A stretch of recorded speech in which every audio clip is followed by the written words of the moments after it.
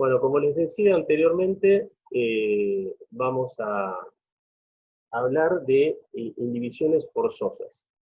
¿Por qué tiene que ver esto y por qué está dentro de esta unidad el tema de indivisiones forzosas? El tema refiere principalmente a que estamos hablando, como veíamos hoy, de comunidad hereditaria.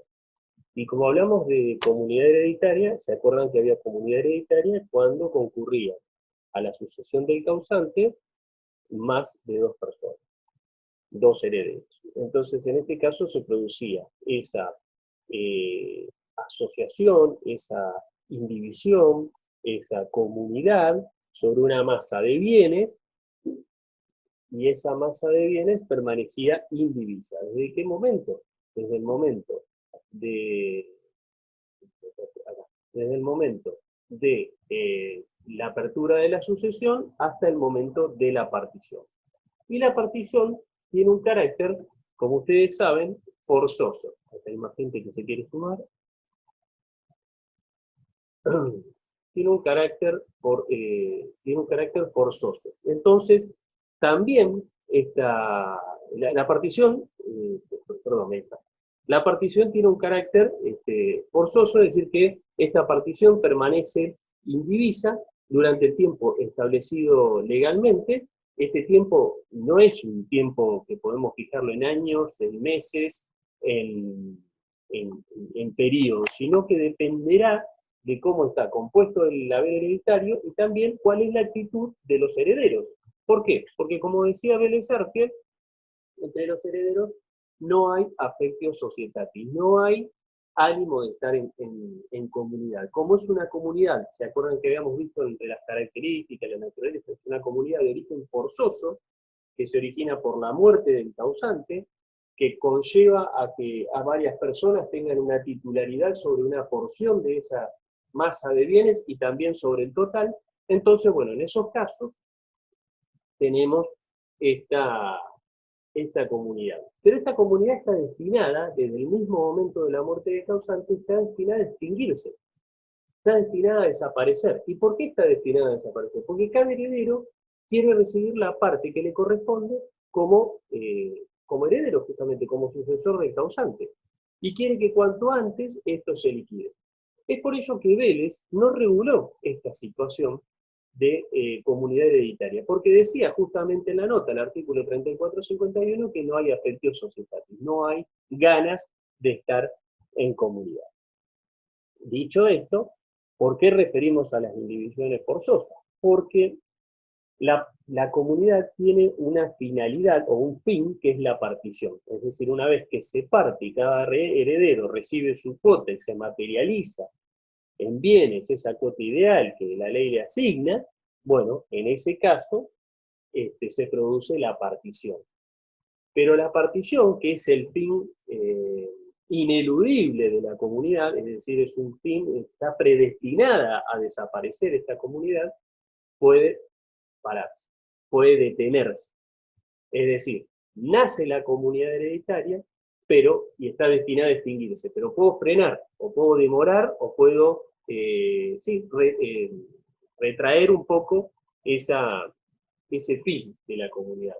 ¿Y cuál es la indivisión? Y la indivisión forzosa puede ser ordenada tanto por el mismo causante, como por acuerdo de los herederos, como por oposición del cónyuge supérfite, como así también por la oposición de un heredero en las mismas condiciones que el cónyuge supérfite. Que esos son los artículos 2330 hasta 2333 del Código Civil y Comercial.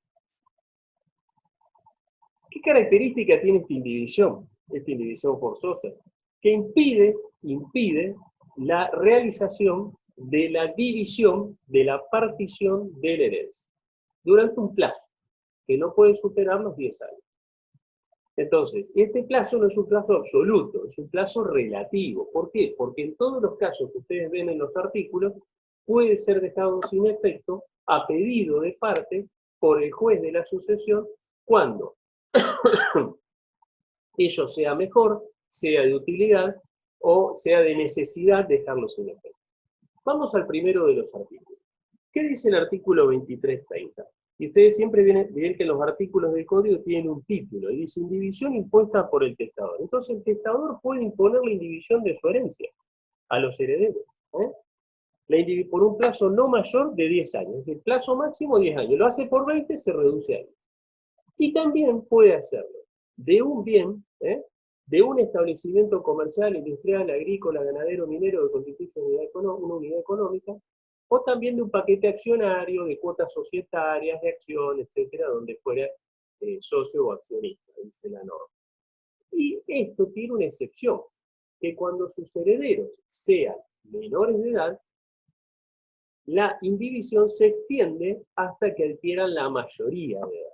Es decir, hasta que adquieran la mayoría de edad, hasta los 18 años, básicamente.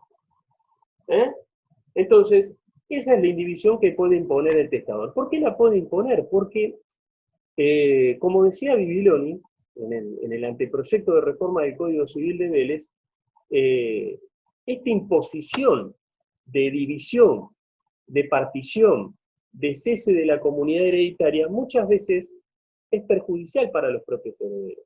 Piensen ustedes hoy en una empresa familiar, en un establecimiento agropecuario, en un comercio, en donde ocurrida la muerte del titular hay que dividirlo, hay que partirlo, hay que separarlo.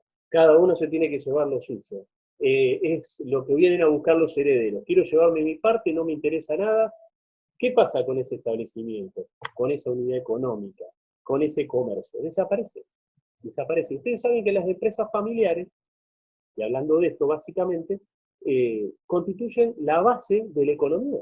Fíjense lo que nos está pasando ahora como país en esta situación de emergencia, de COVID-19, de pandemia, de cuarentena.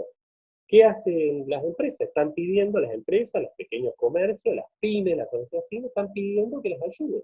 Bueno, en esta situación que se produce este fenómeno sucesorio con el titular de la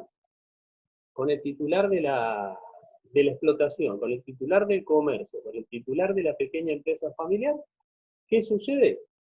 Lo mismo. Ocurrida la muerte, se produce la división, se produce la separación, el heredero que lo acompañaba, el hijo que lo acompañaba en el comercio, la esposa que trabajaba con él en el comercio, se encuentran con esta situación en donde todo se divide y todos pierden, en definitiva. Todos pierden, nadie gana. Entonces, ¿qué decía Bibiloni? Bueno, no puede ser esto, no puede ser, no puede suceder una cuestión así, es injusto, es irrazonable que suceda. Dijimos hoy que el patrimonio hereditario está destinado a extinguirse, que es un patrimonio de afectación. Entonces ese es el cuestionamiento y ese es el fundamento por el cual el causante, ahora en este nuevo código, y ya desde la ley 14394, que era una ley ómnibus que modificaba el Código Civil de Vélez, lo que hace es habilitar que el causante pueda imponer la indivisión. Pero por un plazo que no supere los 10 años. ¿Y cómo impone la indivisión? La impone por testamento. Por eso dice por el testador, porque es por testamento. No puede haber otra forma de imponer esta indivisión que por testamento. Sin embargo, la doctrina avanzada, está pensando en estos instrumentos que se llaman protocolos de familia. Y en ese protocolo de familia, en ese protocolo de conservación de la empresa, en esos protocolos sucesorios, puede estar justamente este establecimiento de la indivisión. Y eso lo tienen en la segunda parte del artículo 1010 de nuestro Código Civil y Comercial, donde establece en la primera parte que los pactos de herencia futura están prohibidos, pero en la segunda parte habilita este tipo de cuestiones cuando se busca ¿qué cosa? La conservación de la empresa, la preservación de la industria, la preservación del patrimonio, cuando esto produce, cuando esto genera riqueza. Entonces, en esos casos se habilitan este tipo de indivisiones. Se pueden hacer por vía testamentaria, pero también se pueden hacer a través de estos pactos. Pero ya ahí no va a ser impuesto por el testador, sino que va a ser acordado entre el causante y sus herederos. Pero siempre, y eso es una pauta que establece este artículo 1010 en su segundo párrafo, en la parte final de este segundo párrafo, respetando tres cuestiones. Primero, la legítima hereditaria. Segundo, los derechos del cónyuge, y tercero, los derechos de terceros. Es decir, que si esta, no sé, fábrica o máquina, fábrica de máquinas para enfriadoras para leche de tambo, que hay acá en la zona de la cuenca láctea, que es el departamento castellano, el departamento de la capital, etc. Son dos asociados y uno muere, bueno, hay que respetar los derechos de ese socio. Eso se refiere cuando se refiere a los terceros. Entonces tiene estas tres limitaciones: la legítima hereditaria, los derechos del cónyuge y los derechos del tercero. Entonces se pueden hacer este tipo de acuerdos entre el causante, futuro causante, y sus herederos, o entre sus herederos mismos pueden hacer este tipo de acuerdos. Y ahí sí pueden utilizar esta figura de protocolos de familia. Entonces, el artículo 2331, y ahora pasamos al otro artículo, establece que los herederos de común acuerdo pueden establecer la indivisión de la herencia o de parte de la herencia. Dice, los herederos pueden convenir que perdure total o parcialmente por un plazo de no supere los 10 años. Y si hay algunos menores o incapaces, lo harán con sus representantes y lo someterán a una homologación judicial, a una aprobación judicial. Fíjense ustedes este detalle. Y además, dice, estos convenios pueden ser renovados por igual término, por igual término del anteriormente establecido, por lo cual esto se puede ir renovando. Lo fijamos por 5 años, lo renovamos por 5 años más, lo podemos ir renovando por 10 años, por el caso máximo, o lo hacemos por 10, después lo renovamos por 5, y entonces así continúa el desarrollo de la actividad y continúa indivisa la herencia en todo o en parte. En todo o en parte. Bien.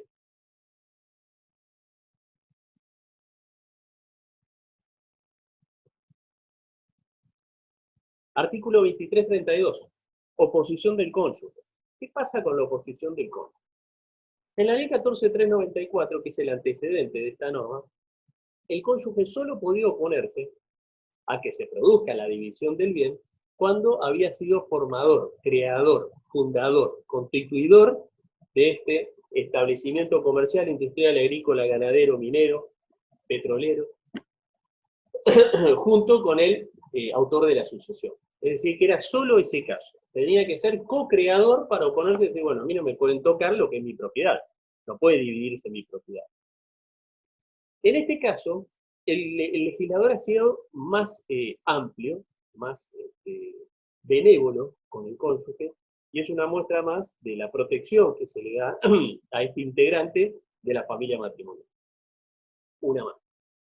Entonces se lo habilita no solo cuando constituye, cuando crea, sino también cuando participa activamente, cuando tiene una participación activa. Fíjense ahí, dice principal socio accionista, o el que no adquirió pero participa activamente de su explotación. Entonces puede oponerse a que el establecimiento de este tipo que constituye una unidad económica o las acciones o cuotas societarias se dividan entre los herederos.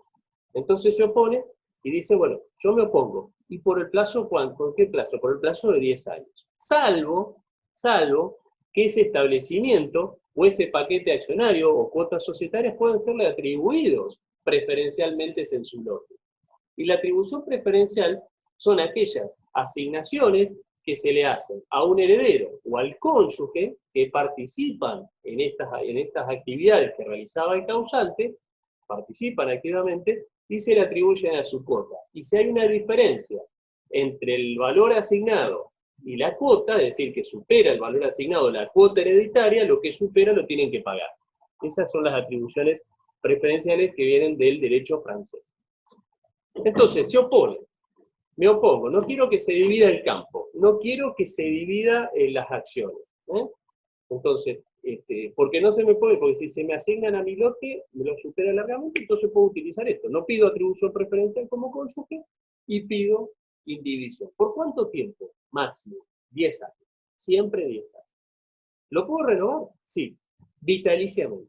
Es decir, puedo ir pidiendo la renovación como cónyuge supérstite por 10 años más, por 10 años más, por 10 años más, hasta que me muera.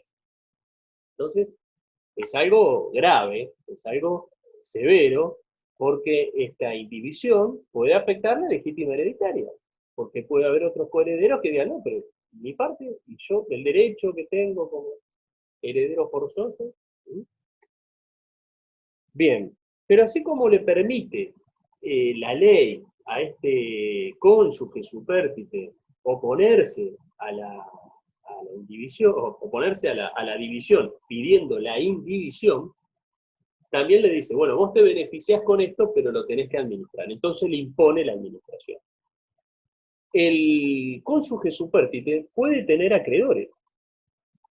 Y puede haber también acreedores de la sucesión. A sus acreedores, esta indivisión es oponible. Es decir, los acreedores propios del cónyuge no podrán cobrarle sobre los bienes que quedaron indivisos, pero sí podrán cobrarle sobre las utilidades y los frutos. En cambio, para los acreedores del causante, es inoponible. A ellos no los afecta. Los acreedores del causante son los protagonistas de la película. El derecho sucesorio está hecho para proteger a los acreedores, entre otros motivos. La familia, acuérdense siempre, los acreedores. Y la muerte, ni ninguna cuestión, ninguna circunstancia puede afectar el derecho a su cobro. Tienen preferencia, son privilegiados, son protagonistas, son las figuras número uno del derecho sucesorio. Entonces, esto, cuando son acreedores del causante, esto no los afecta. Pero los acreedores del cónyuge solo van a poder cobrarse con las utilidades que produzca este bien o estas cuotas o estas acciones que permanezcan indivisas. Y fíjense que tiene este artículo tan largo y que tiene una mala técnica legislativa, porque no se pueden hacer artículos tan largos porque son difíciles de estudiar, además, también se establece el carácter relativo, esto es una cuestión que va en todos los artículos, el carácter relativo es decir que si algún interesado manifiesta, mire, esto tiene mayor interés, o es más útil que se divida, que se mantenga indiviso, dice, si concurren causas graves o manifiesta utilidad, el juez puede autorizar el cese de la indivisión. La última parte del artículo refiere a que el cónyuge puede oponerse también a que se divida aquella vivienda que era la residencia habitual. Y acá tenemos un montón de cosas para decir. Residencia habitual de los cónyuges, que hubiera sido, al tiempo de fallecer el causante, que hubiera sido adquirido en todo o en parte con bienes gananciales, con fondos gananciales, con sus muebles, obviamente con el acuerdo. Excepto también que puede hacerla atribuida en su lote por motivo de la atribución preferencial. Y también en este caso, cuando tiene una causal de cese, cuando los herederos pueden pedir el cese, si el cónyuge tiene bienes que permiten procurarse otra vivienda. Ahora vamos a ver dos cuestiones. En el matrimonio no existe el deber de convivencia. Existe el deber de llevar un proyecto de vida en común, pero no hay deber de convivencia. Cada uno puede vivir en el centro de la ciudad de Santa Fe y otro puede vivir en la ciudad de Rincón, en la Quinta. Y se visitan los fines de semana, entre semanas, no hay. Entonces acá tenemos residencia habitual. No hay residencia habitual, entonces no entraría. Hay que ver cómo se organiza el matrimonio. Esa es una primera cuestión. La segunda cuestión dice adquirido o construido parcialmente con fondos gananciales. Entonces ahí habrá que ver si es total o parcialmente ganancial. Bueno, excepto que puede ser adjudicada como atribución preferencial. A su vez, esto se contrapone o superpone con el artículo 2383. Un momento que se me escapó el número, pero ya lo veo. Sí, 2383, que es el derecho real de habitación del cónyuge supérstite. Me he quedado, si era 38, no. 2383. ¿Por qué? Porque el derecho real de habitación del cónyuge supérstite es el derecho vitalicio y gratuito de habitación que tiene el cónyuge sobre la vivienda que era propiedad del causante y que no estaba en condominio con otras personas. Entonces yo me pregunto, ¿qué utilidad tiene esta última parte del 2332 frente al 2383, que es el derecho real de habitación viudal o de habitación del cónyuge supérstite? Primero, uno es de pleno derecho. Hay que oponerse, hay que pedirlo. Segundo, puede ser oneroso. ¿Por qué? Porque, ¿se acuerdan que la clase pasada vimos cuando había, estoy mirando el programa, cuando había uso y goce de los bienes y había un uso y goce por parte de uno que privaba a los otros del uso y goce, los otros tenían derecho a reclamar una indemnización, que es lo que decíamos como incidente de canon locativo? Bueno, acá le pueden pedir lo mismo. Si el cónyuge hace uso de esta figura del 2332, los demás le pueden pedir ¿qué cosa? Que pague un canon locativo por la privación del uso y goce en la medida que le corresponda, proporcionalmente. En cambio, en el otro no, es gratuito. Tercera cuestión. El otro es de vitalicio. ¿Se entiende? Este hay que renovarlo cada 10 años. Es decir, que tiene un máximo de 10 años. Y además, que hay que justificar, en el caso de que se plantee la cuestión del cese, que alguno plantee la cuestión, bueno, yo quiero que se produzca la división, soy heredero, mi padre está ocupando la casa, nosotros queremos que se venda, que se compre un departamentito, o que tiene otros bienes, tiene un departamento que está alquilando, y no puede ser que quede viviendo en la casa materna, que es una casa enorme, que queda en el barrio de Guadalupe, y tiene un departamento sobre Boulevard, que tiene todas sus condiciones. Esos son los argumentos que hacen los hijos con respecto a los padres, a las madres que quedan viviendo en el hogar familiar. Que se vaya. Cuando no, que se vaya a un pediátrico, ¿no? Hay de todo. Entonces, bueno, tiene otro departamento, bueno, que se vaya. Eso se puede plantear. En cambio, el derecho de habitación del 2383 es vitalicio y es gratuito. O sea que no me lo puede sacar nadie. Y no tiene causales de cese. Vamos al 2383. Fíjense ustedes. El cónyuge supérstite tiene derecho real de habitación vitalicio y gratuito, de pleno derecho, es decir, al mismo momento de la muerte del causante, sobre el inmueble de propiedad del causante, que constituyó el último hogar conjugal y que a la apertura de la sucesión no se encontraba en condominio con otras personas. Bueno, este derecho es inoponible de los acreedores del causante. Como ven, los acreedores del causante siempre protegidos. Entonces, ¿quién va a utilizar esta última parte de la norma con todas las falencias o todas las desventajas, podríamos decir, que tiene frente al derecho real de habitación vitalicio y gratuito? ¿Se dan cuenta? Bien, dejamos este y vamos al 2333. ¿Qué nos dice el 2333? Que un heredero se puede oponer a la división, se puede oponer a la partición solicitando la indivisión, que se mantenga indivisa.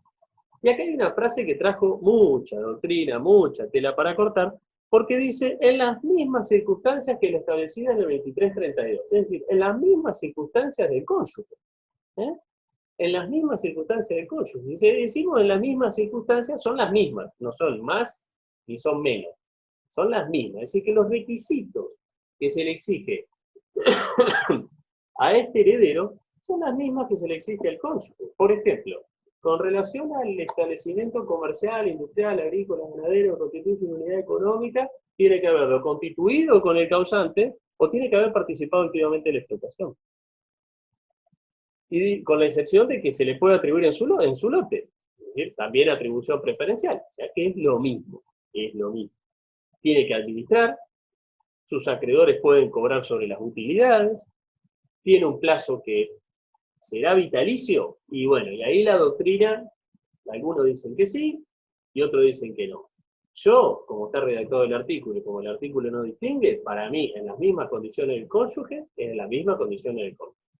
No hay otro.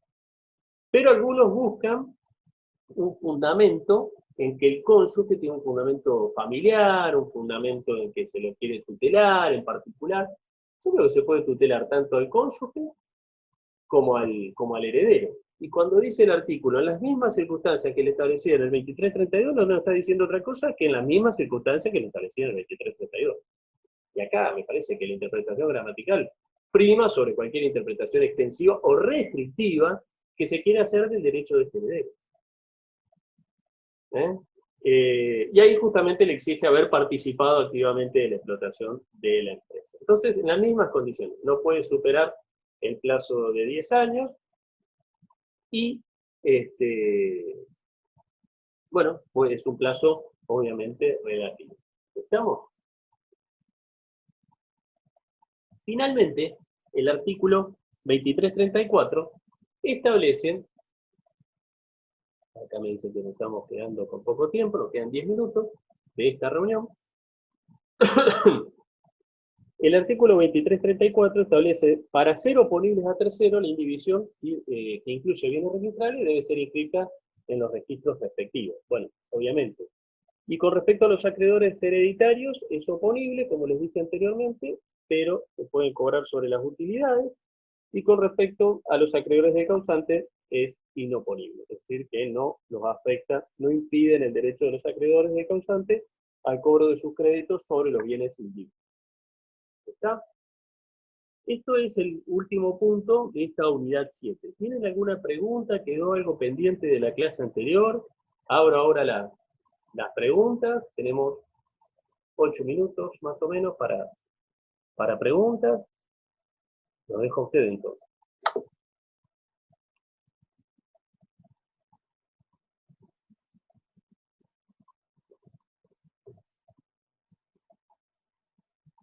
¿Ninguna pregunta? Nada, todo claro.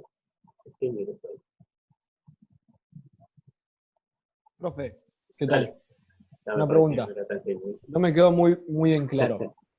Entonces, durante la indivisión, los acreedores de los herederos no pueden ejecutar los bienes de esa herencia, ¿cierto? No, no pueden ejecutar. Exacto. Exacto. Eso Pero podrían obtener algo de los créditos que tengan durante el uso y el goce de esos bienes, ¿o no? podrían obtener, por ejemplo, si el cónyuge se opone y administra este establecimiento agropecuario y vende vacas y obtiene utilidades, podrían cobrarse de la venta de las vacas, supongo, de la venta de cereales. Claro, perfecto. Vos pensás Gracias. que, Patricio, vos pensás que en Sí. los acreedores de los herederos cobran recién después de los acreedores del causante. Vos primero tenés que desinteresar a los acreedores del causante, ¿sí? Y recién luego van a venir los acreedores de los herederos. Claro. Gracias. Esteban, una pregunta. Sí. Sí, en el tema de bueno, vos hablabas de los protocolos de familia, los referidos en el 1010, en los pactos de herencia futura. Sí. En la práctica, porque yo la verdad que nunca lo vi, en la práctica, ¿cómo puede ser un ejemplo de instrumentación práctica en la realidad? Entre la instrumentación práctica en la realidad es cuando se acuerdan, se hacen, se llevan, se pueden hacer o por escritura o por instrumento privado, depende de lo que vas a regular, ¿no? Se hacen como, a ver, una transferencia de fondo de comercio, una asignación de determinada, vamos a pensarlo en un ejemplo concreto. Tenemos una juguetería grande de estas que hay en Santa Fe, ¿no? Una juguetería, tiene matrimonio, es el dueño de la juguetería y los hijos son los que trabajan en la juguetería. ¿Cómo hace esta persona para transferirle a los hijos y que los hijos queden en partes iguales? Bueno, se hace transferencia de fondo de comercio por partes iguales. Pero vamos a suponer que uno de los hijos no tiene nada que ver con era el Ricardo Ford, ¿eh? No tiene nada que ver con la empresa de chocolate, por decirlo de otra empresa que también. Entonces, ¿qué hace? Lo compensan a ese que no tiene nada que ver, a ese que se fue a estudiar, que es odontólogo y que nunca tuvo nada que ver con la juguetería o con el emprendimiento, lo compensan cubriéndole su legítimo. ¿En qué? En bienes, en participaciones, en rentas, en lo que sea. Y de esa forma, vos lo ponés por escrito y lo instrumentás de esa forma. Perfecto. Sí, o sea, vos lees el artículo y te ubicas, pero no, por ahí no es tan sencillo de pensarlo y llevarlo a la realidad. Sí, el artículo se quedó corto, digamos, que quiso decir más de lo que escribieron realmente. Y fíjate vos que hay un proyecto proyecto que está más frío que un iceberg, que le hicieron Pizarro, Botana y Rivera, y en donde ese artículo 1010 tiene 4 artículos más, es decir, 1010 primo, el 1010, el 2, el ter y el 4. Es decir, le fueron agregando cosas que no estaban reguladas, pero que sí estaban como en el espíritu del 1010, de la segunda parte. Entonces, estos pactos no están, en ningún lado están establecidos, estos pactos de herencia futura permitidos. Sí están como una expresión de deseo ahí en ese 10-10, pero nada más. Entonces, bueno, dice, bueno, vamos a regularlo de alguna forma. Yo creo que por ahí lo tengo, si los encuentro se los mando para que lo vean. Bien. Sí, de todos modos, pensándolo en la realidad actual, Sí. lo podés, no sé, con las prácticas que hay empresarias y demás, tenés que tener todo absolutamente ordenado, o sea, no deben ser para nada fáciles Bueno, de llevar a la realidad. ahí tenés otra cuestión también, Guillermo, que es la, cuánto vale, a ver, vamos, tenemos que darle a Ricardo Ford, ¿no? Tenemos que darle la parte de la empresa que le corresponde como heredero, de su padre, ¿no? Que viene de la empresa del abuelo. Vamos a pensarlo en esos términos. Bien, ¿qué evaluación le ponemos a la empresa? ¿La evaluación que declaramos en AFIP o la evaluación real? Ahí tiene un primer punto de decir, bueno, ¿cuál es el número que tenemos que poner acá sobre la mesa? Y de eso, ¿cuánto me van a dar? Ese es el punto. Ya, ahí tenés un problema. Por eso, estos protocolos solo tienen ese drama de que solo funcionan cuando hay acuerdo. O cuando en la disputa, en la disputa que puede haber entre los herederos, se puede llegar a acordar. Como cualquier arreglo, como cualquier transacción, donde no te satisface, pero bueno, algo me toca. Algo pierdo, algo como en la negociación, algo perdés, algo ganás, pero lo podés resolver. Entonces queda mucho a la voluntad de que, bueno, cuánto vale, cómo hacemos cómo te compensamos, cómo te damos, te cubrimos, para que vos luego nos reclames. ¿Mm? Y aparte otra cosa, estos acuerdos que establece el 10-10 se pueden hacer con o sin la presencia del causante y su cónyuge. Entonces yo puedo acordar con vos, Guillermo, que nos dividimos la herencia de nuestro padre de tal forma y nuestro padre fue a guerra y hace un testamento y dispone de la porción disponible y nos tiró al carajo el acuerdo. Digo, por decir un ejemplo, simple. Qué mala onda. Bueno, pero los hay. Es una situación que tuve hace poco, en realidad la tengo ahora. Lo que pasa es que los tribunales no abren, entonces no la puedo tramitar, pero Bueno. la cuestión es esta. Un causante con divorciado, 3 hijos, mayores, grandes, todo, cada uno en su vida, se casa nuevamente. ¿Y cómo la beneficia a su cónyuge supérstite en segundas nupcias? Bueno, concurre como un hijo más pues, sobre los bienes hereditarios, y además le deja la porción disponible, es decir, que esa porción, esa casa que tenían con su primera esposa, que a la cual le corresponde el 50, por ser socia de la sociedad conyugal, no heredera, socia de la sociedad conyugal, se lleva el 50%, el otro 50%, la cónyuge supérstite en segundas nupcias se queda con la mitad, prácticamente. ¿Se dan cuenta? Porque si no dividiría por 4, se divide por 4 y le suma la porción disponible. Y entonces ahí, qué contento que están te imaginás cómo están los herederos. Claro, ¿Ves? Contento. sí, Pero no, por es eso válido, lo puede hacer. sí, totalmente, ¿no? Yo lo leía el artículo y demás, y a los artículos que están ahí subidos al entorno, pero es un poco complicado cuando querés llevarlo a la realidad, cómo se instrumenta en la diaria, digamos. Pero bueno, como nunca me pasó de ver algo así, Es no así, conozco es ningún así, lo que caso. pasa es que no hay todavía. Hay esbozo, hay ideas, todo, pero estos son acuerdos. Ahora se va a cortar, pero lo seguimos hablando luego. Son acuerdos que se hacen entre los herederos. Y puede ser dentro de una misma partición privada, que ya lo vamos a ver en la próxima bolilla. En una misma partición privada vos podés hacer acuerdos y estos acuerdos son verdaderos protocolos de familia. Lo que pasa es decirle protocolos de familia es como para los que hacen derecho de familia, wow, mirá el nombre que me inventé, y no hay nada nuevo, ¿sabes? Es todo lo mismo. Nosotros podemos acordar como herederos dividirnos la herencia de determinada forma, y si estamos todos de acuerdo, somos capaces, estamos presentes, y lo hacemos, instrumentamos bien, lo hacemos. Y eso es más viejo que la pólvora. Pero bueno, entonces le buscaron esta forma.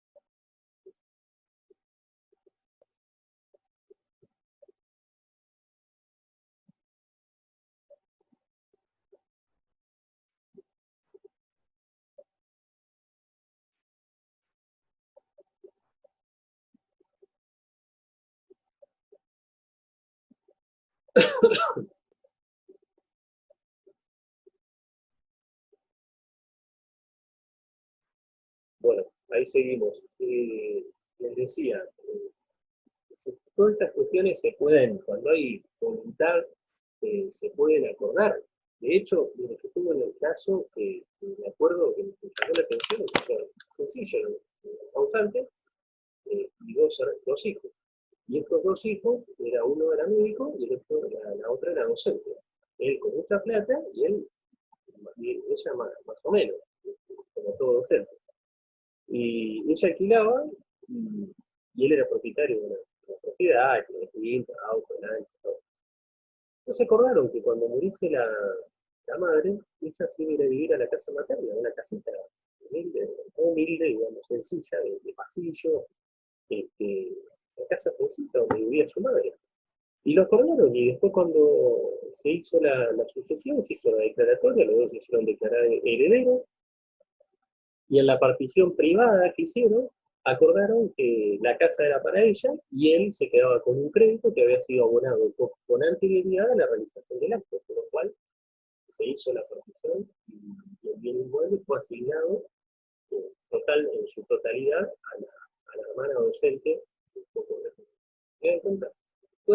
Todas estas cosas se pueden hacer, y son válidas, son legales, digamos, no estamos bordeando la ilegalidad.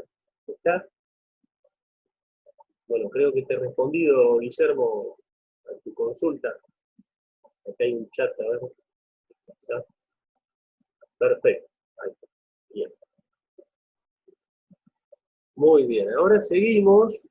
Bueno, con esto damos por concluida la unidad número 7 y nos vamos a la unidad número 9.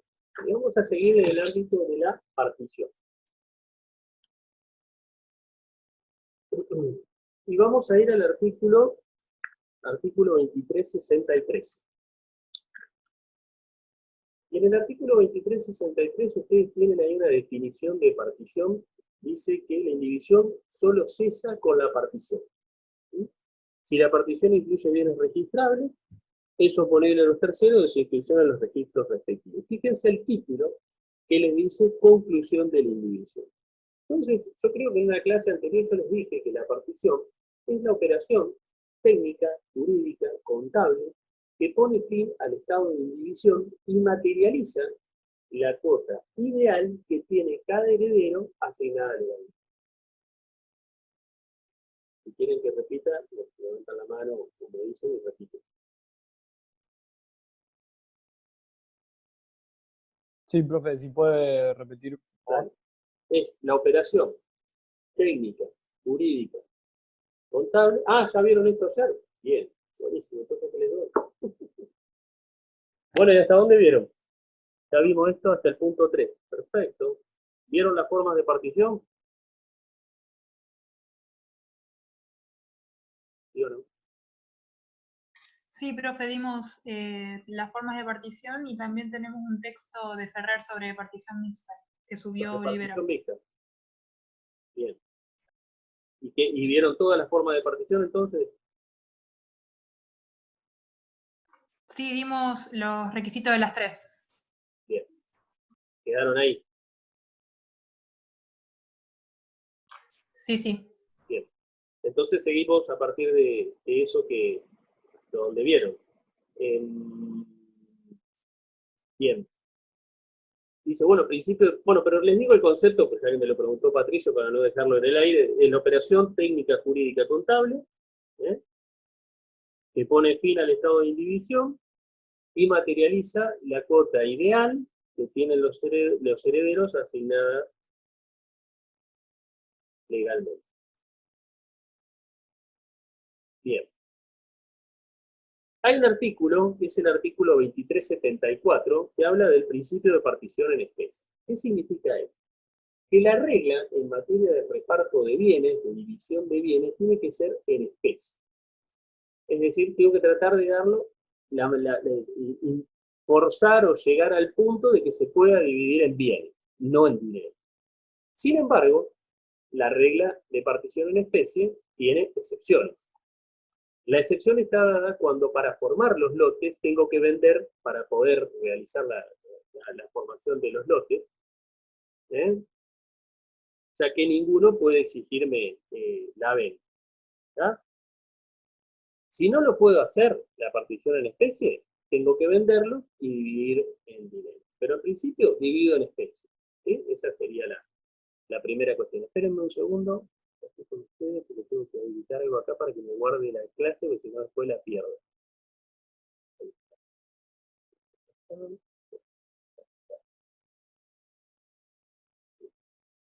está, me estaba marcando ahí. Bueno, entonces, tengo que partir en especie. No puedo partir en especie, vendo. Y aún pudiendo partir en especie, lo hago, pero vendo algunos para poder hacer esta partición.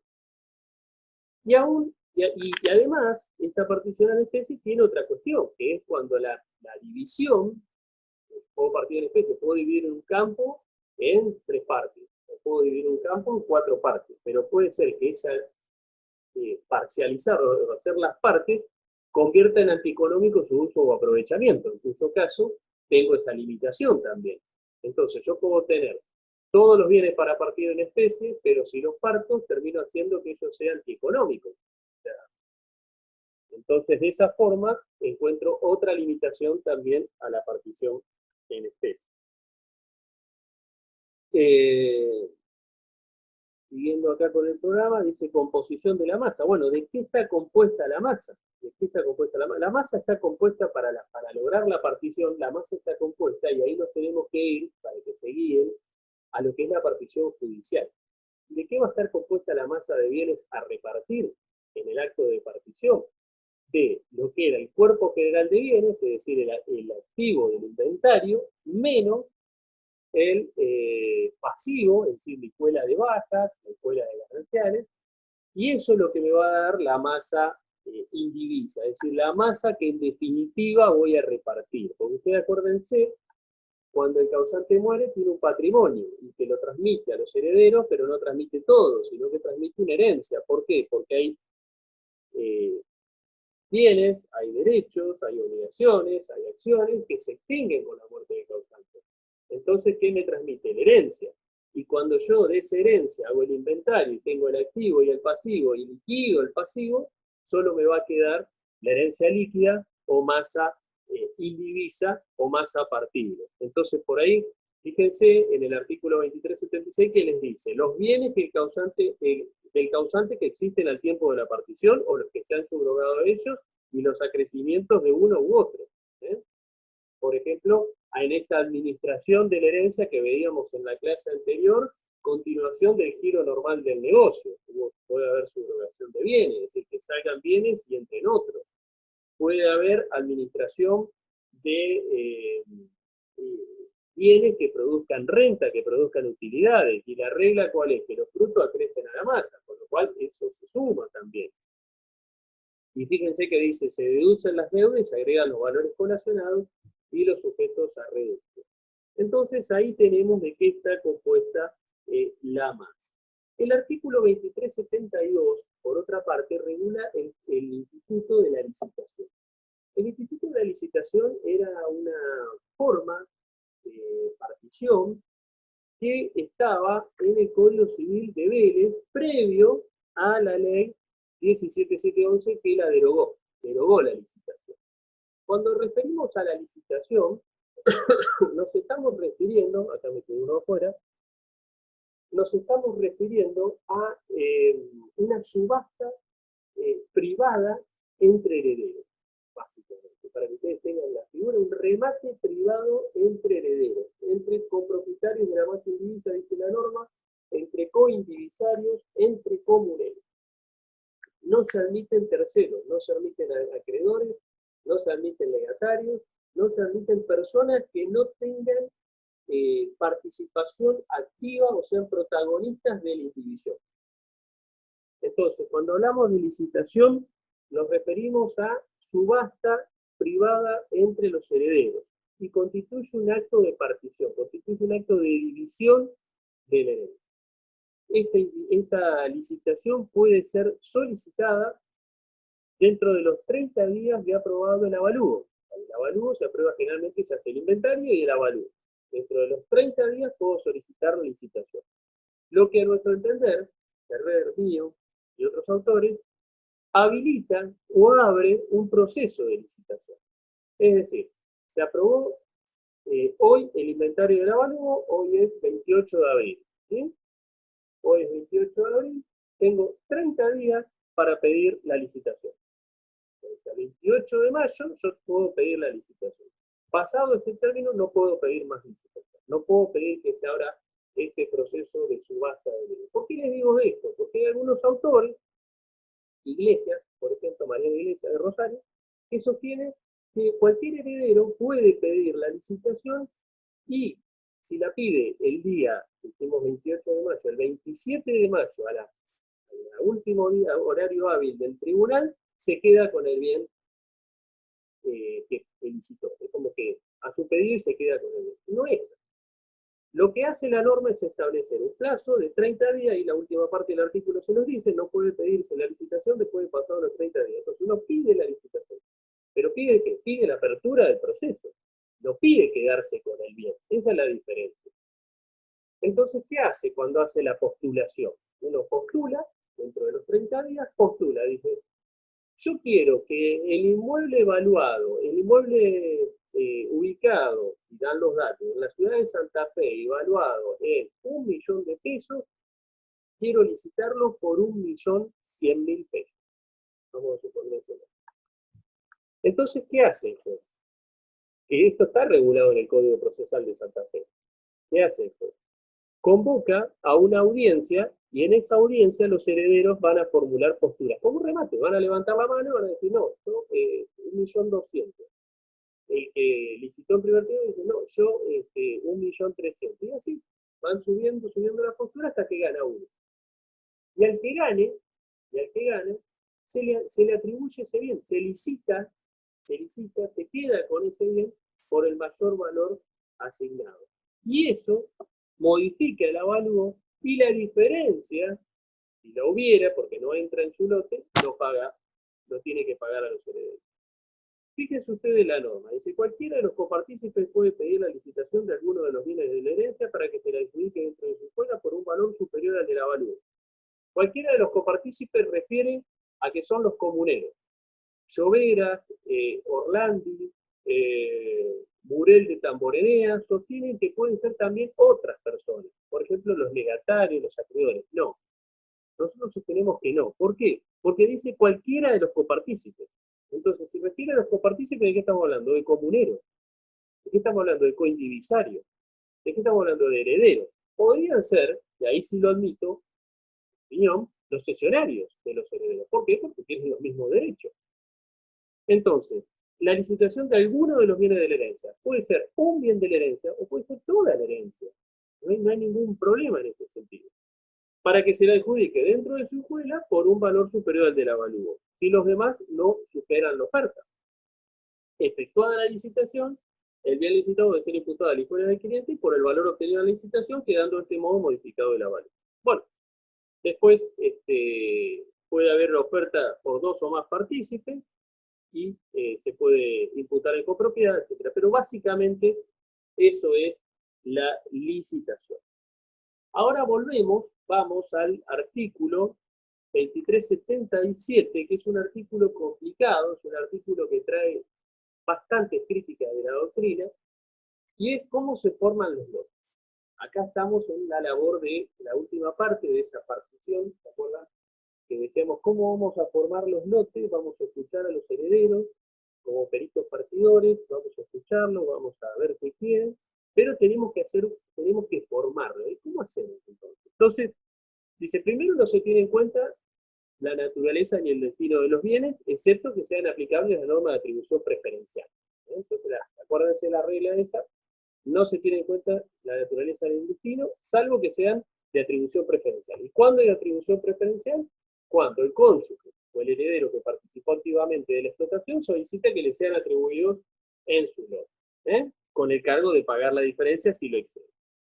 Y también acá se consagra el principio de conservación de la empresa y del mantenimiento de la unidad. Dice, debe evitarse el parcelamiento de los inmuebles y la división de las empresas. Hasta acá todo bien.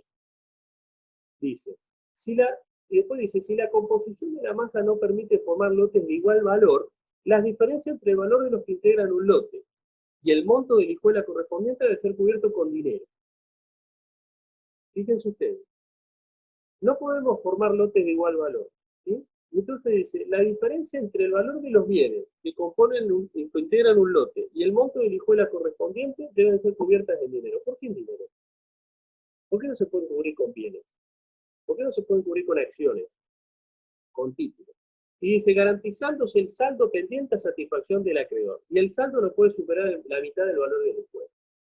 Ahora, ustedes se dan cuenta que esto restringe notablemente cómo el perito puede realizar la partición y puede formar los lotes. Si yo no puedo formar lotes de igual valor, tengo que entregar dinero. A ver, vamos a hacerlo con un ejemplo.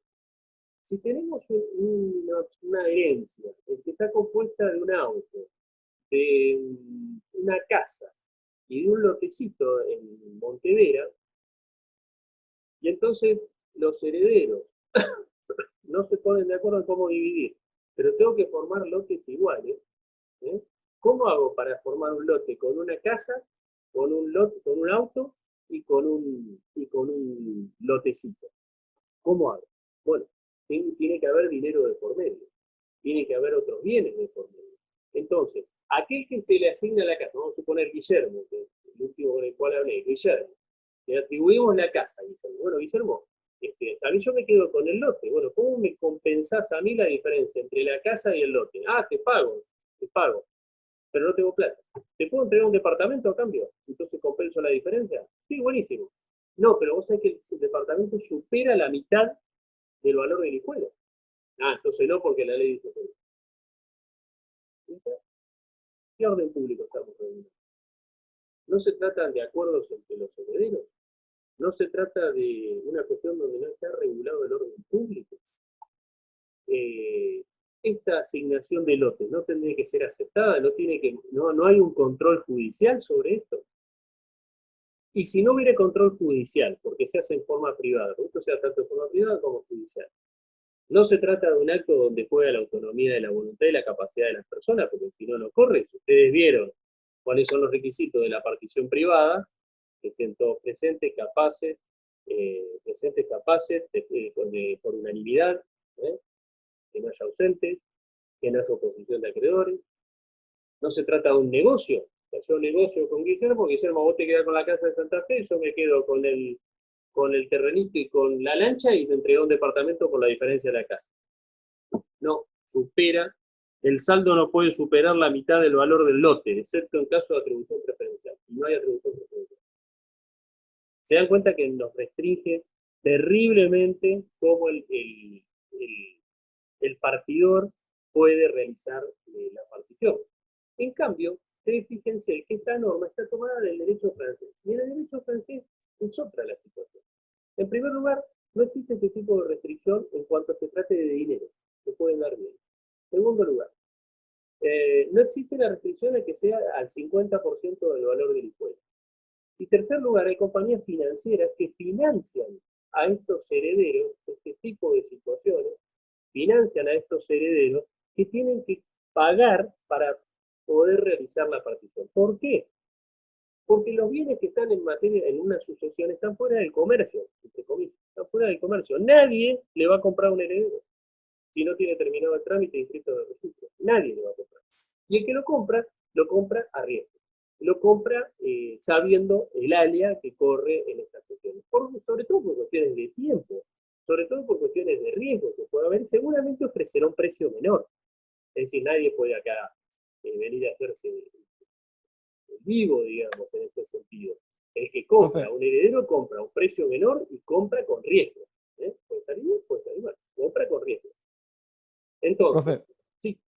perdón la interrupción. Dale. Entonces se trata de un error de interpretación, digamos, está mal copiado, digamos, ese artículo, ¿cierto? Está mal hecho. Claro. Lo que pasa es que no se trata de copiado, se trata de que toman la norma y luego, como este proyecto pasó por varias manos, le van agregando cuchareada, digamos, le van agregando cosas, con lo cual pierde la esencia, digamos, por decirlo de alguna forma. Y cuando veamos atribuciones preferenciales también lo van a ver. Bueno, como les decía, entonces existen este tipo de compañías financieras que financian a estos herederos para que los herederos puedan terminar y entonces puedan, en este caso Guillermo, que lo tengo de ejemplo, Guillermo quedarse con la casa y yo me pueda quedar con el auto y con el lotecito en Montevero y una plata. ¿Se dan cuenta? Entonces eso se puede hacer. Pero bueno, estas restricciones. ¿Qué dice la doctrina respecto de esta norma? Que es una norma que trae sugerencias. Es una norma que sugiere cómo se debe actuar. Pero yo le digo, el control de los jueces, en este caso, y es una crítica que tengo que hacer, los jueces se ponen a controlar cosas en donde el orden público no está estable. No tiene entidad. Acá de lo que se trata es de entender a la partición, como decía Méndez Costa, Guastavino, Ferrer, Rolando, Natal, es decir, todos los de la Escuela del Derecho Sucesorio Santafesino, que ¿qué dicen? Que la partición es un acto jurídico complejo. Es un acto jurídico complejo que tiene dentro de esa complejidad una serie de actos jurídicos que forman parte del todo. Que yo haga transacciones o permuta con mi coheredero no significa que estemos vendiéndonos o cediéndonos o transando o permutando, sino que significa que lo que estamos realizando son actos jurídicos que lleven al objetivo final, que es la partición de la herencia. Por eso, todos esos actos, si no fueran en ese marco de partición, sí podría decirse, sí, no, acá hicieron una transacción. No. Acá lo que estamos haciendo es dentro de un marco más amplio, imagínenselo así como un círculo, que se llama partición. Y dentro de la partición hay un montón de actos que se pueden realizar. Permuta, transacciones, compraventas, sesiones, todo lo que ustedes quieran. Entre los herederos. ¿Está afectado el orden público? De ninguna manera. ¿Juega la autonomía de la voluntad? Sí. Entonces esto también, y acá me voy un poco de la idea, que es lo que estoy viendo yo haciendo mi tesis doctoral, es que muchas veces se dice que el derecho sucesorio restringe notablemente la autonomía de la voluntad, ahora, pero cuando quiere emerger, como sacando la cabeza del agua, la autonomía de la voluntad la cortan un hachazo a la cabeza, o la hunden a la autonomía de la voluntad. Dicen, no, acá el derecho sucesorio, acá el orden público. El orden público son cuestiones de dinero y entre herederos que son capaces. Si no fueran capaces, representados por sus tutelados, y si actuaran, fueran representados por sus tutores, o por sus representantes legales, interviene el juez, si fueran actos una partición judicial. Interviene el juez, interviene el secretario, interviene el fiscal, interviene el Ministerio Popular, interviene todo. O sea, hay un control tremendo de esta situación. Por eso yo no le veo mucha cuestión. Entonces, cuando nosotros tenemos que tomar la composición de la masa y no permite formar lote de igual valor, la diferencia se puede cubrir tanto en dinero, como en bienes, como en títulos, como en lo que sea. ¿Sí? Y el saldo no puede superar la mitad del valor del lote, excepto el caso de atribución preferencial. Bueno, para mí esto es una sugerencia, pero yo no lo tomo de esta forma. Porque aparte lo podemos justificar, y que de otra forma, ¿a qué me obliga? ¿A qué me obliga? A que yo tenga que salir a vender en remate. Tengo que salir a vender remate, en este caso la casa, el auto y el lote. Ah, no, pero podemos acordar que salga en venta privada. Sí, en venta privada, lo ponemos en venta privada. ¿Cuánto puede estar en venta privada? 2 años lo ponemos en venta privada. ¿Se vende? ¿No se vende? Y si no se vende, en venta privada, ¿qué hacemos? ¿Lo llevamos a remate? Y si se vende en remate, ¿ustedes creen que van a sacar el precio real? Entonces, ¿no es mejor dividir en especie y permitir estas asignaciones, estos actos en este acto jurídico complejo que es la partición y evitar de esta forma la venta perniciosa? Esa es la cuestión. En estos casos que hay que analizar un poco más allá y hay que ver cuáles son los intereses comprometidos y cuál es el fundamento que tiene el dice, excepto acuerdo en contrario, si el deudor del saldo se le concede en plazo para el pago, fíjense esto, y por circunstancias económicas el valor de los bienes que le han sido atribuidos aumenta o disminuye apreciablemente, las sumas debidas aumento o disminuye en igual proporción. Bueno, esto es una parte de la norma que es bien 100% argenta, 100% argentina, por la cuestión de la depreciación monetaria que tenemos nosotros, el tema inflacionario. Bueno, después la otra parte dice, si hay cosas grabadas con derechos reales, debe ponerse a cargo del adjudicatario la deuda respectiva, es decir, se llevan el bien grabado, y las sumas que deben ser colacionadas se imputan a sus derechos sobre la mano. Por eso no tengo más nada que decir al respecto. Acá había una pregunta de Lucía que dice, perdón, profe, el heredero que gana la licitación, ¿qué le debe pagar a los herederos? La diferencia, le debe pagar la diferencia que existe en el valor del avalúo del bien para poderse quedar con este bien. Si él licita por un valor superior a su cuota, tiene que pagar la diferencia. Si él licita por un valor que encaja justo en su cuota, o imagínate que encaje como si fuera un castre, que cae justo dentro de su cuota, o sea, nada debe, pero sí se modifica el avalúo. Si supera, debe pagar la diferencia. ¿Sí? Bien. ¿Qué más? Bueno, asignación de los lotes. Como le decía, en el 2378 se remite, y es muy parecido a lo que dice nuestro Código Procesal, se asigna con acuerdo de los herederos, de los coherederos, y en caso de oposición se hace por sorteo. Con respecto a los títulos, objetos comunes son los viejos papeles privados, correspondencia, títulos honoríficos que tenía el causante, bueno, se lo asignarán a uno, se lo distribuirán de común acuerdo, resolverá el juez. Generalmente en estas cuestiones no hay, en general, no vamos a decir, no hay mayores problemas. Ahora sí vamos a las atribuciones preferenciales.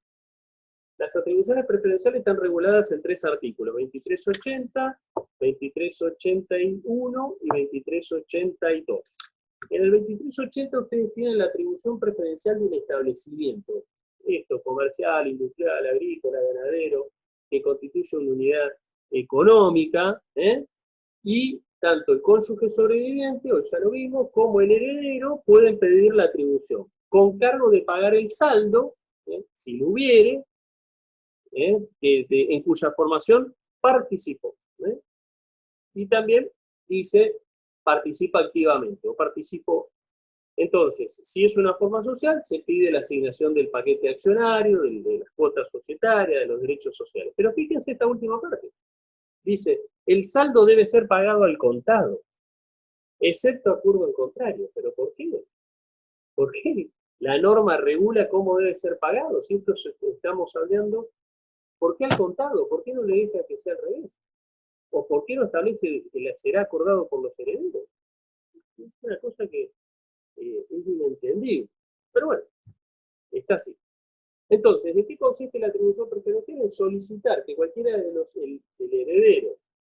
herederos o del cónyuge que participan activamente en la formación, en la explotación de este establecimiento comercial, industrial que constituye una unidad económica, puede ser que se me asignen al lote y lo que sobra, lo que supera ese valor del lote, lo que supera lo tengo que pagar. ¿Cómo lo pago? Al contado, salvo que pudiéramos establecer un plan de pago. Y después pago el contado. ¿Por qué pago el contado? ¿Por qué no puedo pagar con otros bienes? ¿No puedo entregar un bien? Me quedo con la casa. En el caso de Guillermo, solicita la atribución preferencial porque era el cónyuge supérstite, solicita la atribución preferencial de la unidad económica. ¿Sí? Me quedar con la unidad económica, que era el campo que tenemos en Colonia Puyol. Bien, buenísimo.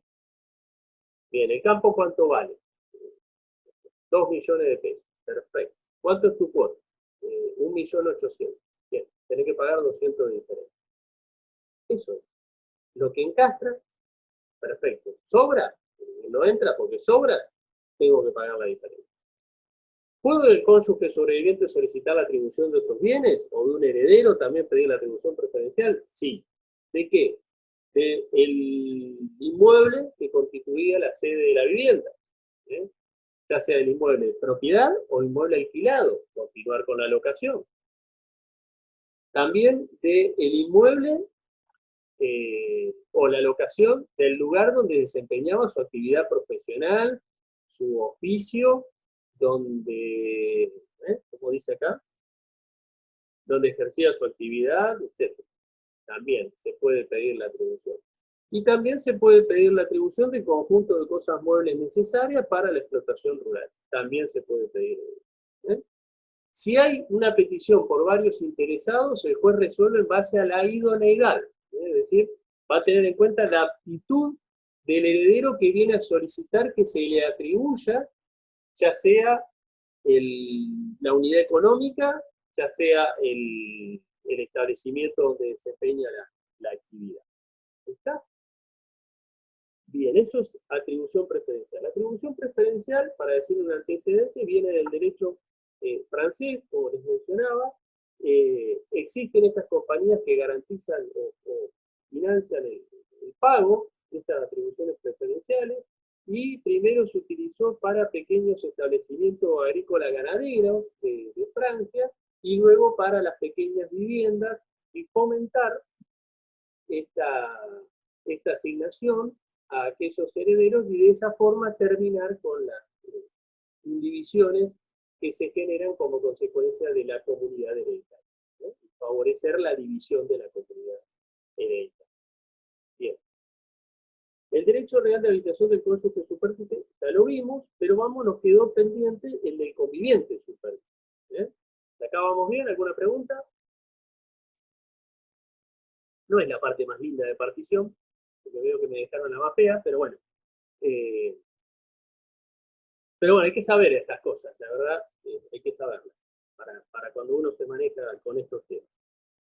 Con respecto al conviviente supérstite, bueno, como yo siempre digo, al conviviente se le da mucha prensa, pero se le dan pocos derechos, y derechos sucesorios no tiene ninguno, básicamente.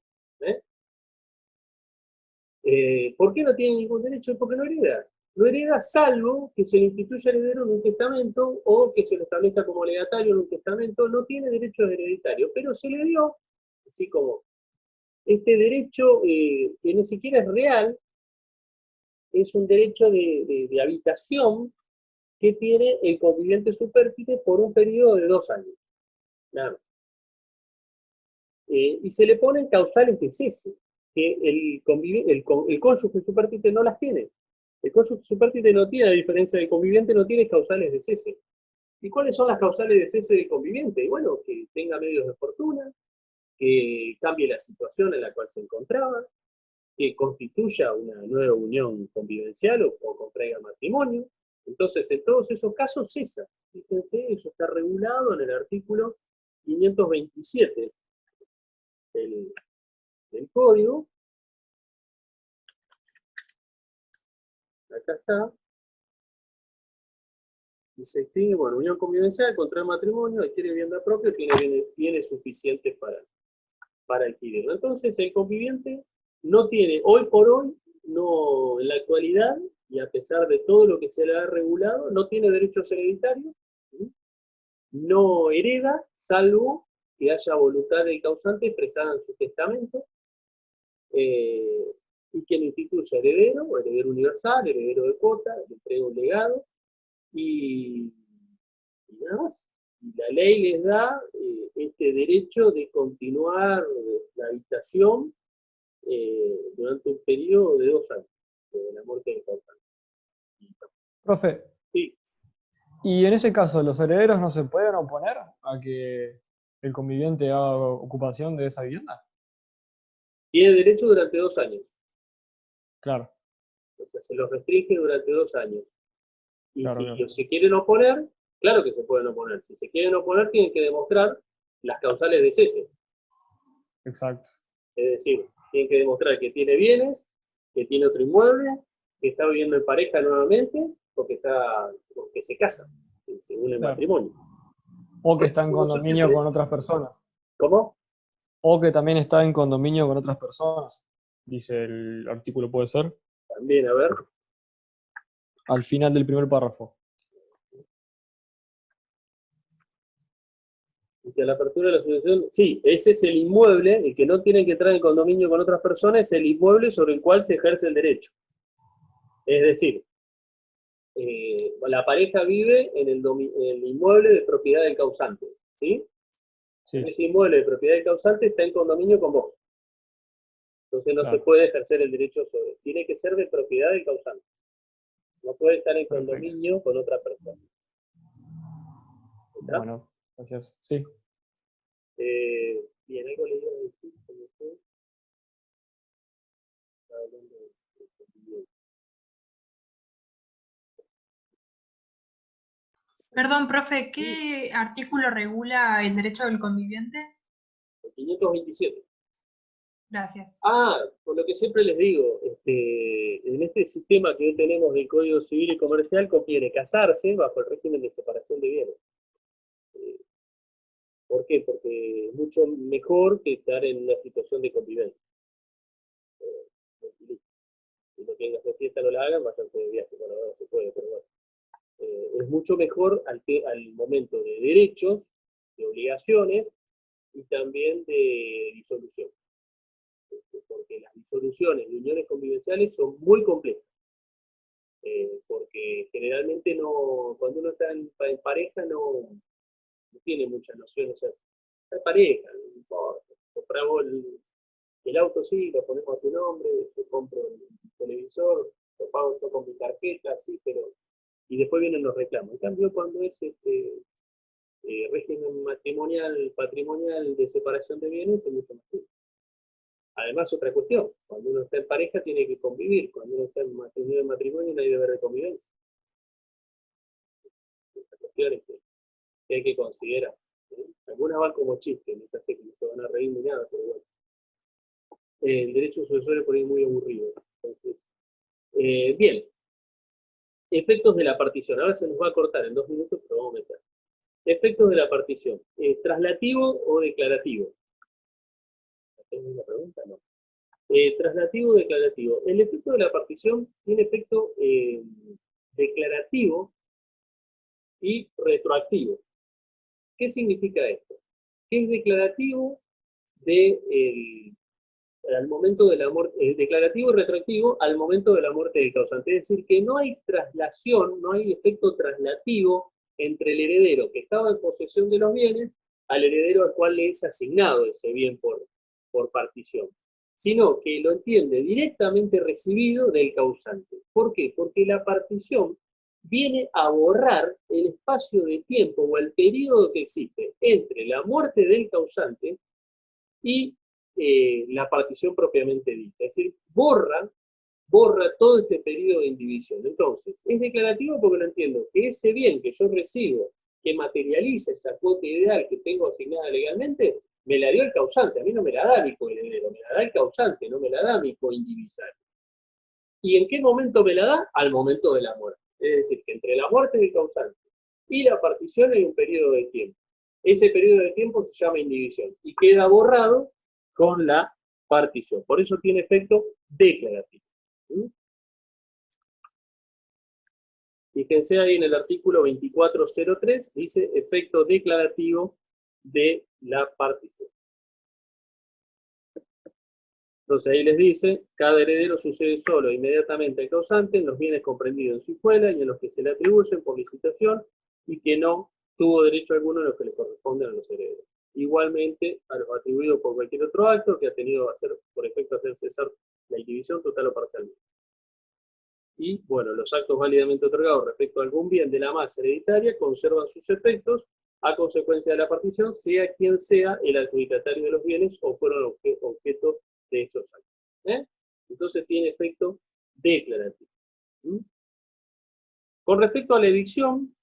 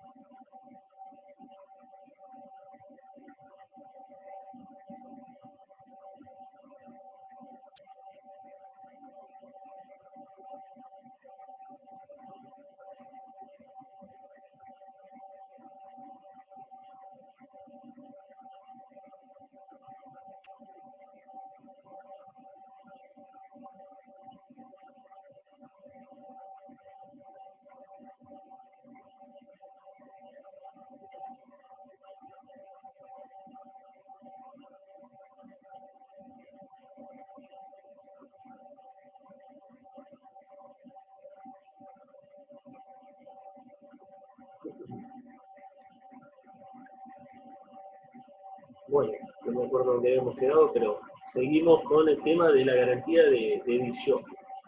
Con respecto a la evicción, acá se da una situación porque, por un lado tenemos el efecto declarativo y retroactivo, es decir, que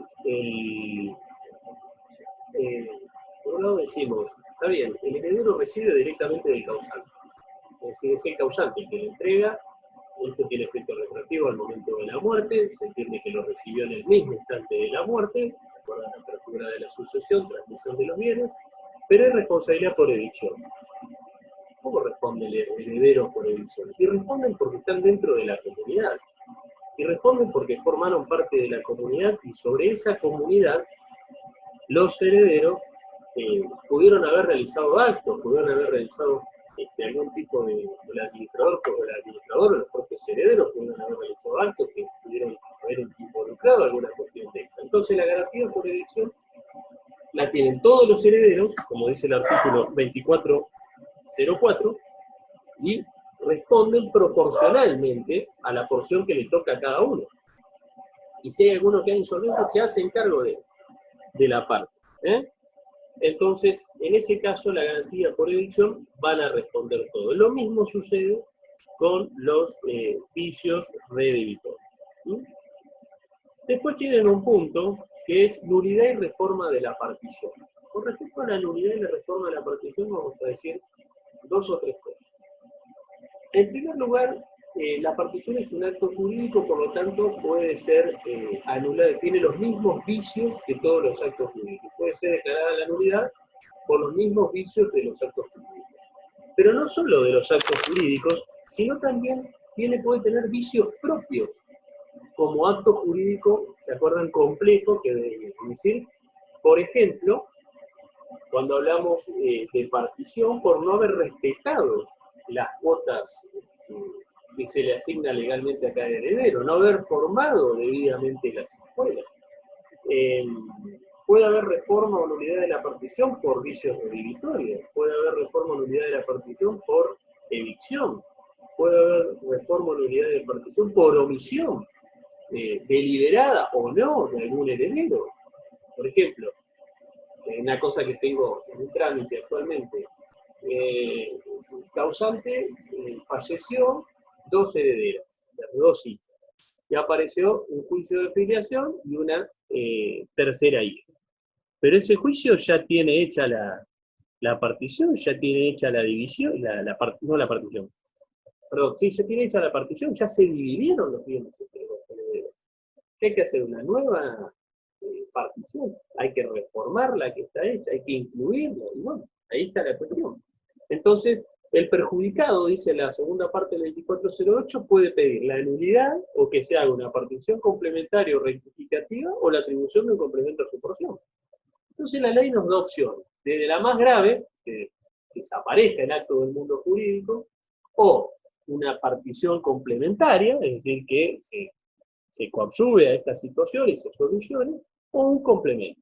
Entonces nos da, en esto sí ha sido ingenioso el legislador, nos da opciones y tenemos también el principio de conservación de los actos, sobre todo actos que ya produjeron efecto jurídico. Ustedes imagínense estas dos herederas que creían que eran las dos únicas, que ya tenían esta la partición, que ya tenían esto todo, y le aparece una hermanita de golpe y porrazo y se hace declarar heredera y participa de la herencia como ella, tiene el derecho a participar de la herencia como ella. Entonces, bueno, ahí tienen la cuestión esta de las causales de nulidad. Entonces, esto dice, se aplica a todo acto, o sea, no solo para el 2408, se aplica a todo acto, no solo al acto de partición, sino también a cualquier otro acto que haya implicado a su vez la partición. Yo les decía hoy, dos herederos se hacen declarar heredero, inscriben la declaratoria del registro y venden por tracto abreviado. Bueno, ese acto no hay un acto de... y después se divide en la plata.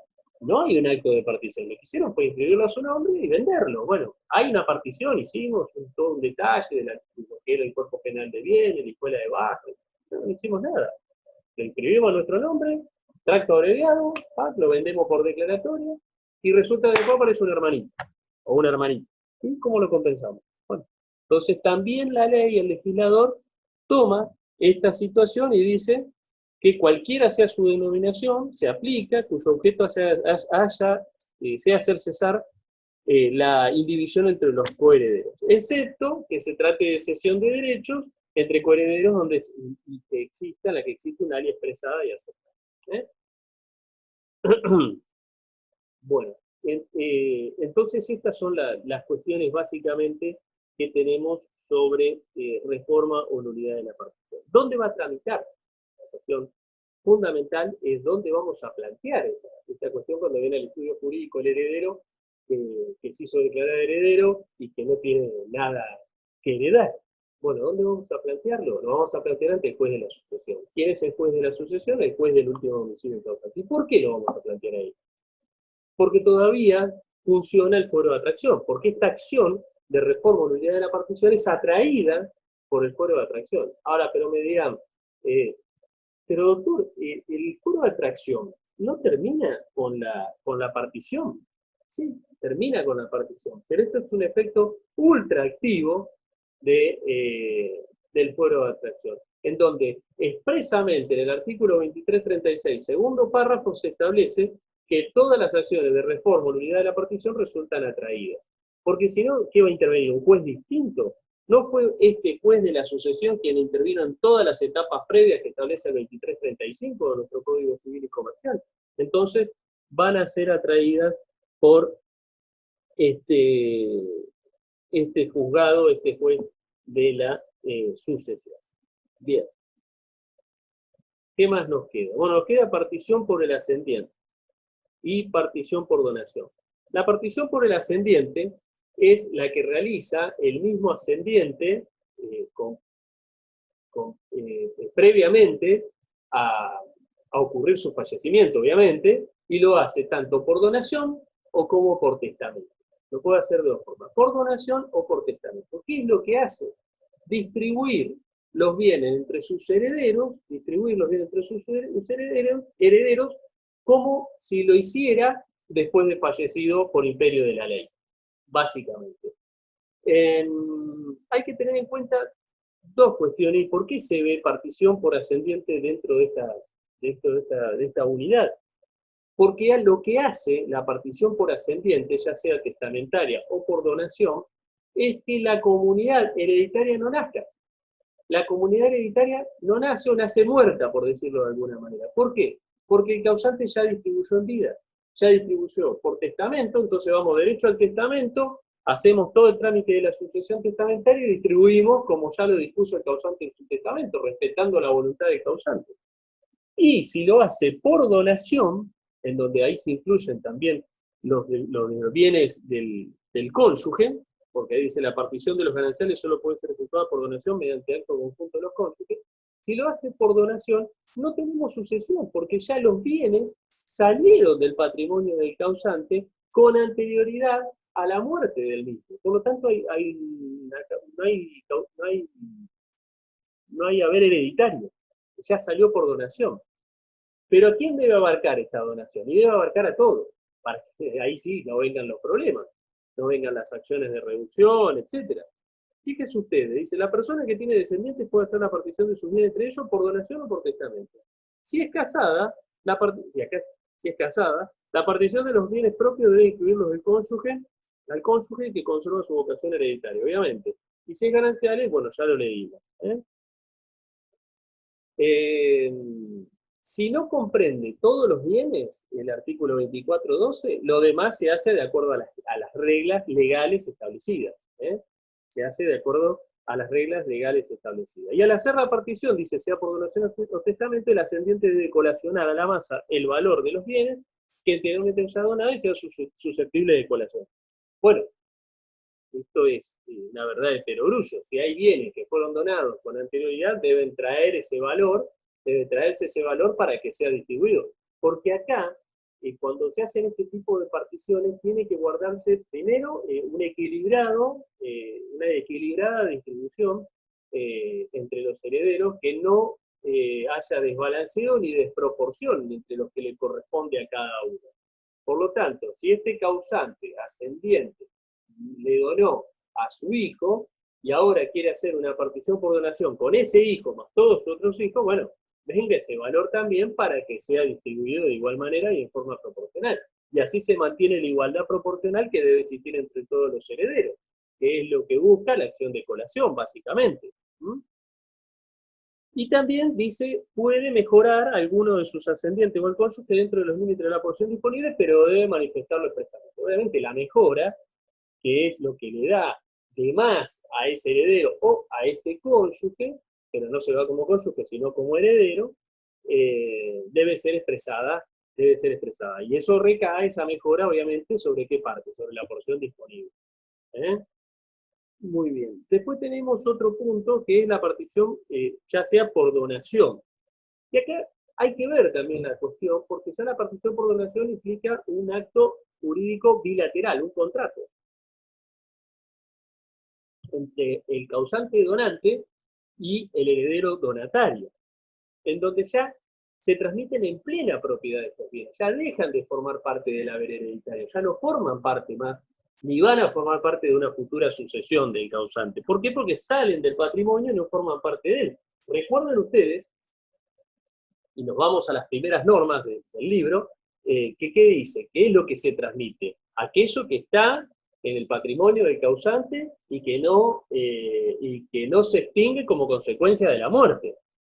Y acuérdense, de todo lo que era propietario, de todo lo que era acreedor, de todo lo que era deudor y era poseedor el causante. Entonces, transmite en plena propiedad, o bien la nuda propiedad, y en ese caso, dice el descendiente omitido en la partición por donación o nacido después de esta, o el que ha recibido un lote de valor inferior, puede ejercer la acción de reducción. Claro, la acción de reducción es la que busca proteger su porción legítima, de la cual no pueden ser privados los herederos. Bien. Y también, como se trata de donación, la partición por donación puede ser revocada por las mismas causales que vimos, ¿se acuerdan cuando vimos indignidad? Y vimos las causales del 1751, o 1571, se me fue, las causales de revocación, 1571, las causales de revocación de la donación. Bien.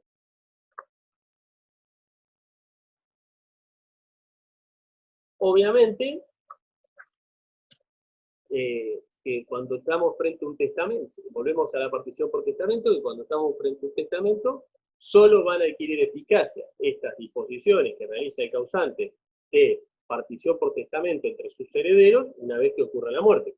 Pero el acto jurídico unilateral de disposición, esencialmente revocable, bueno, todas las características del testamento, va a tener su eficacia diferida al momento de la muerte. Va a ser válido, pero va a tener su eficacia diferida al momento de la muerte. Bien, ¿alguna pregunta? Con esto terminamos esta unidad. ¿Alguna pregunta? ¿No?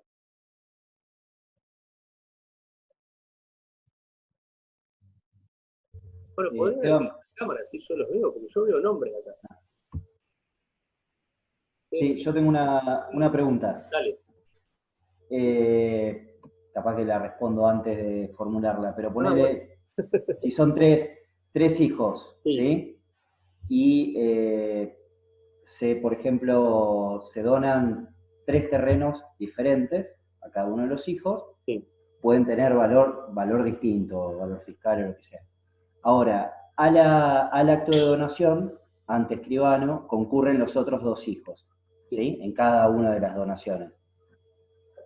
Eso tiene, para corroborar que están en conocimiento del acto y demás, pero ellos allí no pueden renunciar expresamente a a un futuro reclamo. No, No, pues bueno, podés renunciar anticipadamente. no poder renunciar a algo que vos no tenés en tu patrimonio, que es la acción de colección. Bien. Porque vos decís, bueno, yo le doy, divido por 3 y le doy un lote que uno vale 100, el otro vale 50 y el otro vale 10. Y en cada acto pongo que los otros aceptan y reconocen y renuncian. No vale para nada. La renuncia anticipada de derechos no vale. Que era algo muy utilizado, y por eso el cuestionamiento a las donaciones, por los escribanos, que se hacían concurrir a este heredero que quedaba medio afuera o que ya le habían dado por otro lado, y los hacían renunciar. Bueno, y después se peleaban, ¿viste? Bueno, la renuncia anticipada de derechos no tiene ninguna validez. Claro, por eso te decía que quizá lo respondí antes, pero bueno, se me ocurrió y de haberlo escuchado, es un supuesto que puede llegar a pasar muy sencillamente en la realidad. Sí, Pero bueno, si eso tenía algún valor. No tiene valor. Mira, de hecho, hace poco terminamos un juicio, una acción de reducción, en donde una persona, la causante, le había donado a sus nietos y había dejado afuera a su hija. Es decir, le había donado a los hijos de su hijo y le había dejado afuera a su hija. Entonces la hija dijo, bueno, pero yo tengo mi derecho. Entonces cuando nos trae la escritura, decía en la escritura que ella estaba presente en el acto y renunciaba a cualquier acción que no se puede renunciar. O sea, no tiene ningún valor. O sea, puede hacerlo, pero no tiene ningún valor, no tiene valor jurídico. Y no puede ser utilizado por la demandada en este caso para decir, bueno, pero acá renunció. A ver, vamos a plantearlo en estos términos, Guillermo. La donante estaba viva en el momento de hacer la donación, obviamente. Esta persona que renuncia, ¿era heredera? No tiene título de heredero en ese momento. ¿Tenía derecho a demandar por colación? No. ¿Tenía derecho a demandar por reducción? No tenía derecho a nada. ¿Por qué? Porque no tiene la calidad de heredero. ¿Cuándo se inviste la calidad de heredero? Cuando ocurre el fallecimiento del causante, de pleno derecho o por reconocimiento judicial. Y ahí nacen el cúmulo de derechos y obligaciones que tenés derivado de la muerte del causante, es decir, me transmitió un derecho a continuar una posesión, perfecto, pero también tengo derechos que nacen como consecuencia de la calidad de heredero, por ejemplo, a demandar, a proteger mi cuota legítima, a demandar la igualdad proporcional entre los herederos, a demandar por indignidad, a demandar por petición de herencia. Pero esos derechos, o esas acciones, o esa prerrogativa que yo puedo tener, nace como consecuencia inherente de mi calidad de heredero. Bien. Bien. ¿Alguna otra pregunta?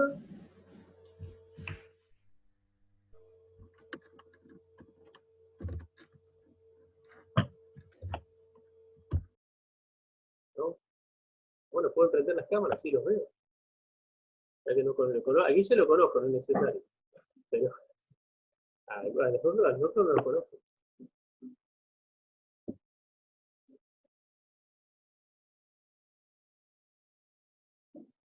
Ahí está Camila. Muy bien, Camila. Una de las pocas corajudas. No puedo mostrar. Es cierto. Bueno. ¿Alguna pregunta? ¿No? ¿Nada? ¿Camila? Nada. Bueno, esta es la única que conozco de Camila. Cuando venga a rendir me voy a acordar. ¿Eh? Cuando venga, no sé cómo vamos a rendir esta materia todavía, pero bueno. Bueno, entonces dejamos acá. Nos vemos la próxima. Ahora apago la grabación.